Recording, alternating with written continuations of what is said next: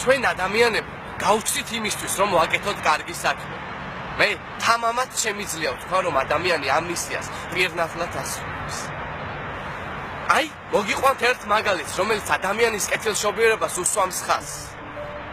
ერთხელ სახლში ბრუნდებოდი. სადარბაზოში შემოსვლისას განცხადება დამხვდა. ყურადღება, ძვირფასო მეზობლებო. დღეს დაახლოებით 10-20-ზე სადარბაზოს შემოსასვლელთან დავკარგე 20 ლარი. ძალიან გთხოვთ. თუ ვინმე იპოვით, შემომაწოდეთ 76 ბინაში. ლეილა მოიკითხეთ. პენსია სულ 120 ლარი. ამის წაკითხვის შემდეგ დაუყოვნებლივ ამოვიღე 20 ლარი და გავეშურე ბინისკენ. როდესაც კარზე დავაგაგულე, კარი ხანში შესულმა ქალბატონმა გამიხო. როდესაც დაინახა, რომ ფულს ვაწვდილი, სასწრაფოდ ჩამეხურდა და თვალებიდან ცნემლები წამოვიდა. მან სახლში შემიპატის ადამიანმა. მაღაზიაში ფქვილის საყიდლად ვიყავ.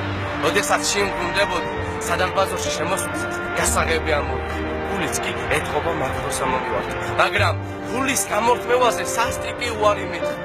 რადგან აღმოჩნდა, რომ რამოდენიმე საათის განმავლობაში მე უკვე მეექვსე ვიყავ, ვინც იპოვა ბებიას დაკარგული. ადამიანები მიყვარხართ, რომ ასეთი კარგები ხართ.